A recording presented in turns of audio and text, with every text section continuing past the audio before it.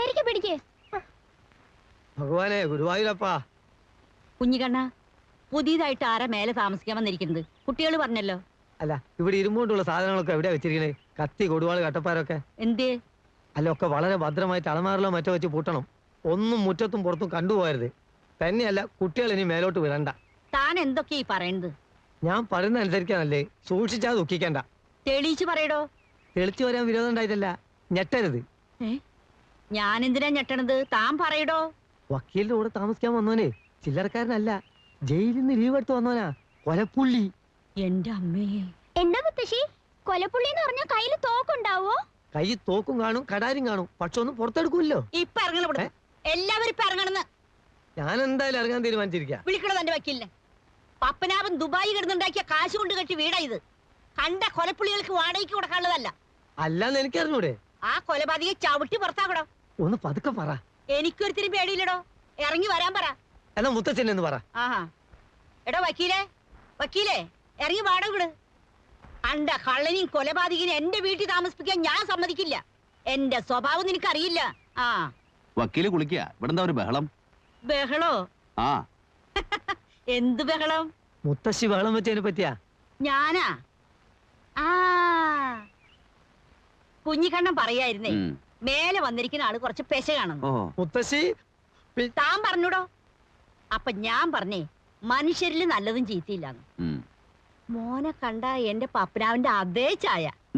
എന്തെങ്കിലും ആവശ്യം ഉണ്ടെങ്കിൽ മുത്തശ്ശിയോട് ചോദിക്കണട്ടാ, മറക്കല്ലേ. തള്ളേ, കാല് വാരരുത്. എന്നെ കൊലക്ക് കൊടുക്കാനല്ലേ നിങ്ങളെ പരിപാടി? കുഞ്ഞിക്കണ്ണ, വിശ്വാസം തന്നെ ചെയ്യരുതേ. അയാൾ നമ്മളെ കൊല്ലൂ മുത്തശ്ശി. അറം പറ്റുന്ന വർത്താനം പറയാണ്ട് കേറി പൊടി അകത്ത് പൊടി. കുഞ്ഞിക്കണ്ണ പൊട്ടിച്ചോ? ഇല്ലല്ല, അത് സ്റ്റീലാ. നരേന്ദ്ര സാറിനോട് വന്ന് കിടന്നോളാൻ പറ. അതിപ്പം സമയാവുമ്പോ മൂപ്പര് വന്ന് കിടന്നോളൂലേ? ചെന്ന് വിളിക്കണോ?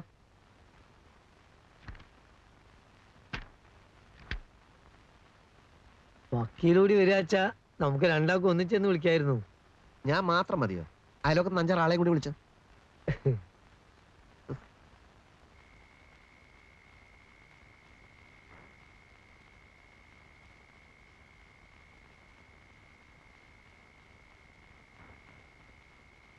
അകത്ത് വന്ന് കിടന്നോളാൻ പറഞ്ഞു.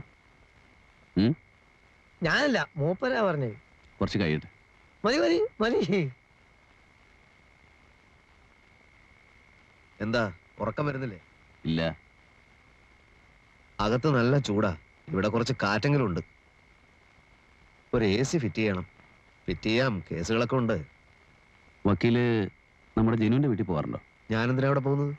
അല്ല, അവന്റെ അച്ഛനും അമ്മയും അവർക്ക് ഇപ്പൊ എങ്ങനെയാ?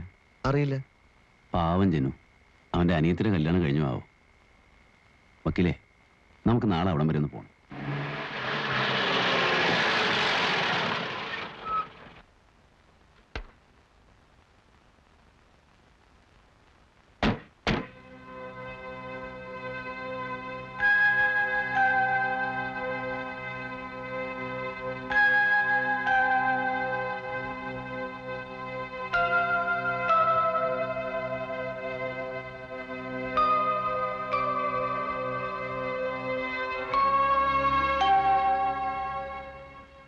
ആരുമില്ല ഇവിടെ?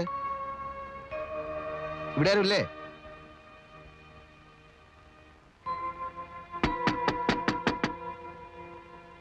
ആരാ? ജനുവിന്റെ അച്ഛനാ. ഓ,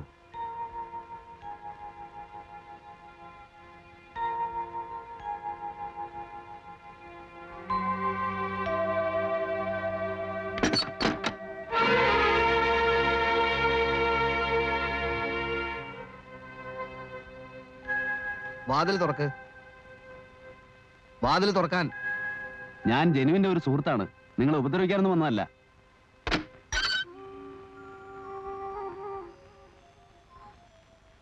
എന്താ വേണ്ടത്? ജനുവിന്റെ ഒരു ക്ലോസ് ഫ്രണ്ടാണ്. വിവരങ്ങളൊക്കെ ഞാൻ അറിഞ്ഞു. ആ സമയത്ത് ഇവിടെ വരാൻ പറ്റാത്തൊരു സാഹചര്യത്തിലായിരുന്നു. ഇവിടുത്തെ ചുറ്റുപാടുകളെ കുറിച്ചൊക്കെ ജനു എന്നോട് പറഞ്ഞിട്ടുണ്ട്. എന്തെങ്കിലും പ്രശ്നങ്ങളുണ്ടെങ്കിൽ ഇവിടെ ഒരു ചുറ്റുപാടുമില്ല, ആർക്കും ഒരു പ്രശ്നമില്ല.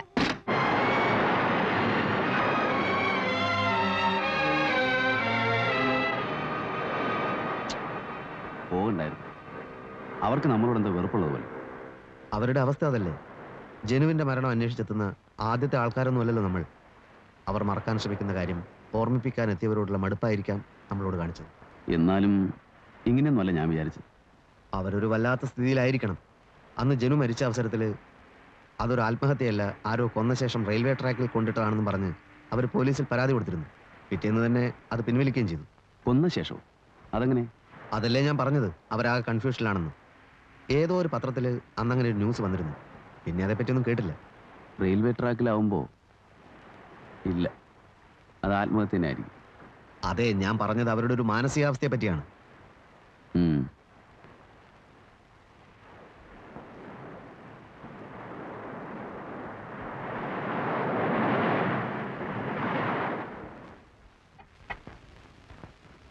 ചായ വേണ്ടെന്ന് ഞാൻ പറഞ്ഞതല്ലേ.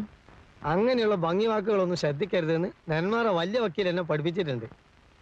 ഞാനിവിടുത്തെ വേലക്കാരനൊന്നല്ല, അങ്ങനെ തെറ്റിദ്ധരിക്കണ്ട. അടുത്ത ബന്ധുവാ. സദാനന്ദനെ നിയന്ത്രിക്കാനാ ഞാനിവിടെ നിൽക്കുന്നത്. ഏത് സദാനന്ദൻ? PS നെന്മാറ, ചെറിയ വക്കീല്.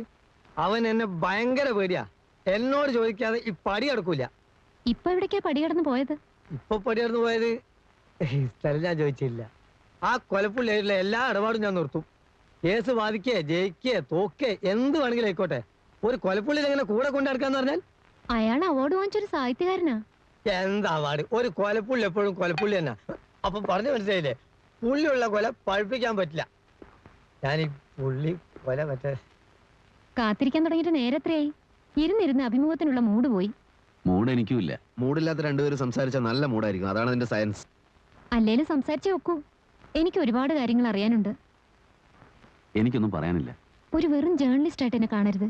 ഒരു ആസ്വാദകയുടെ ആകാംക്ഷ ഇനിയും അത് അടക്കി വെക്കാൻ എന്നെ കൊണ്ട് സാധിക്കില്ല. എന്താണ് അറിയേണ്ടത്? ഞാനെന്ന വ്യക്തിയെക്കുറിച്ചോ? അതൊക്കെ കോടതി കടലാസിലുണ്ടല്ലോ. അതിലൊന്നും എനിക്ക് താല്പര്യമില്ല. പിന്നെ എൻ്റെ അനുഭവങ്ങളോ? ഒരു കണക്കിന് പറഞ്ഞാൽ ആ പുസ്തകത്തിലെ വരികളിലെല്ലാം അതുണ്ട്. അറിയാം. പക്ഷേ വരികൾക്കിടയിലെ പറയാത്ത വാക്കുകളുടെ പൊരുൾ അറിയാനാണ് ഞാൻ ആഗ്രഹിക്കുന്നത്. സംസാരിക്കുക. ഞാനൊന്ന് കുളിക്കുകയും ചെയ്യാം, ലഞ്ചിന്റെ മെനു റെഡിയാക്കുകയും ചെയ്യാം.